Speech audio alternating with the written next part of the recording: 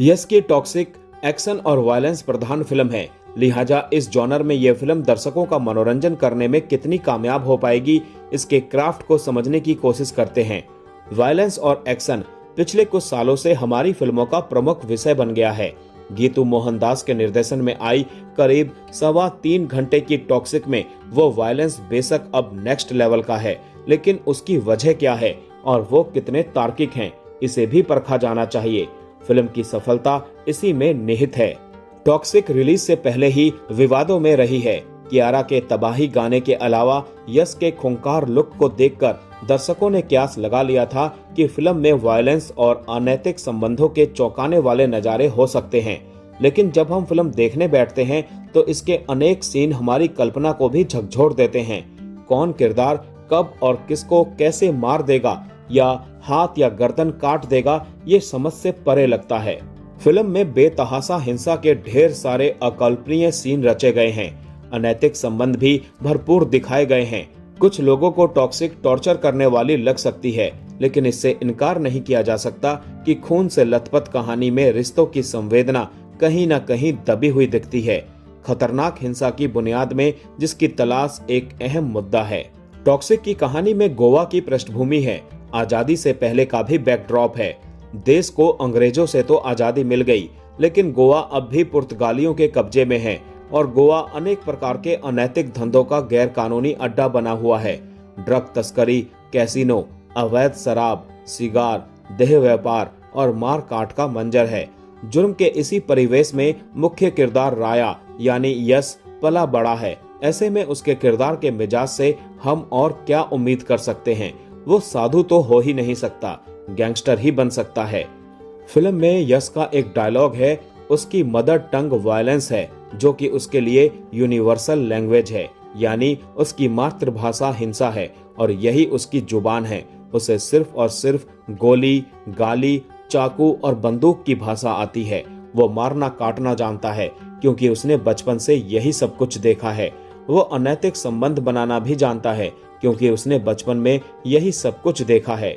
शराब, शबाब और सिगार उसे खास पसंद है, यानी वो जिस माहौल में जीता है वो अत्यंत जहरीला है। यही जहर उसके दिमाग की नसों में सवार हो चुका है। यस का ये डायलॉग फिल्म की कहानी की नींव का अहम हिस्सा है। राया उस माँ का बेटा है जो जिस्म फरोशी कर अपना और अपने किशोर बेटे और जवान बेटी का लालन पालन करती है। उसने बचपन में सबसे पहले अपने घर में भयानक हिंसा देखी थी। माँ ने उसके पिता की उसकी नजरों के सामने नृशंस हत्या कर दी थी। माँ के निधन के बाद बहन गंगा यानी नयनतारा ही उसके लिए माँ बाप की भूमिका निभाती हैं। गंगा और राया यानी यश और नयनतारा के बहाने फिल्म में भाई बहन के रिलेशन की बॉन्डिंग को बखूबी दिखाया गया है। गंगा अपने छोटे भाई की हिफाजत के लिए अपनी जान की बाजी भी लगा सकती है। पीरियड क्राइम ड्रामा में भले ही नाजायज संबंधों और नाजायज संतानों की कहानी है, लेकिन रिश्ते की संवेदना अपनी जगह बनाने के लिए छटपटाती दिखती है। यहाँ सभी किरदारों की जिंदगी में जहर घुला है, लेकिन रिश्तों के अमृत के लिए वो भटक रहा है और एक दूसरे को मार काट रहा है। फिल्म में भाई बहन के रिश्तों के अलावा माँ बेटे और बाप बेटे के जज्बाती रिश्ते भी दर्शाए गए हैं, जो बीच बीच में आते हैं और कहानी को भावुक बनाते हैं। फिल्म में कियारा आडवाणी एक अहम रोल में है। वो सर्कस की कलाकार है। जलपरी, हुस्न परी के नाम से विख्यात है। उसके किरदार का नाम नाडिया है। नाडिया और राया जब मिलते हैं तो राया कहती है, जब अगली बार छूना तो मुझे लगना चाहिए कि तुम मेरे आशिक हो, ना कि मालिक। यानी नाडिया को भी सच्चे प्रेम की तलाश है। उधर राया से सच्चे प्रेम की उम्मीद रेबेका यानी तारा सुतारिया को भी है। नाडिया जब राया के बच्चे की माँ बनती है तब वो राया को समझा पाती है कि माँ का प्यार बच्चे के लिए कितना अहम होता है। नाडिया का बेटा ही बड़ा होकर यश का डबल रोल यानी टिकट बनता है। नाडिया के बाद राया की जिंदगी में अब तीसरी लड़की आती है, मेलिसा यानी रुक्मणी वसंत। मेलिसा अपने बेटे को राया के साया से भी दूर रखना चाहती है। वह पिता की जुर्म की दुनिया की परछाई भी नहीं पड़ने देना चाहती। यानी फिल्म जिस एक्शन और हिंसा पर केंद्रित है, वहां उसके सारे पात्र या तो उसके शिकार हैं या फिर उससे आजादी चाहते हैं। फिल्म में एक्शन और वायलेंस का क्राफ्ट चौंकाने वाले जरूर हैं, लेकिन इसके सीक्वेंस नजरों के आगे टिकते कम हैं। यानी एक सीन स्टैब्लिश होने ही वाला होता है कि दूसरा सीन दिमाग पर दस्तक देने लगता है।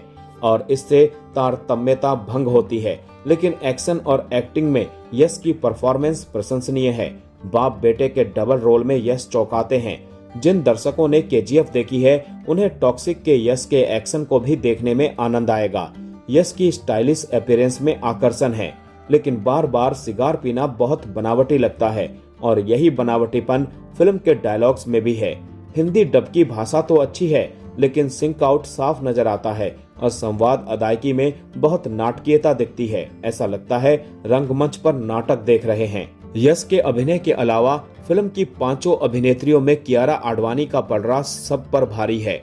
नाडिया के रोल में कियारा ग्लैमरस ही नहीं लगी, बल्कि उसकी परफॉर्मेंस में गहराई भी दिखी है। कियारा की यह भूमिका यादगार साबित होती है, कैरियर के लिए टर्निंग पॉइंट साबित होती है। कियारा के अलावा नयनतारा, तारा सुतारिया, हुमा कुरैशी और रुक्मणी वसंत ने भी प्रभावशाली अभिनय किया है।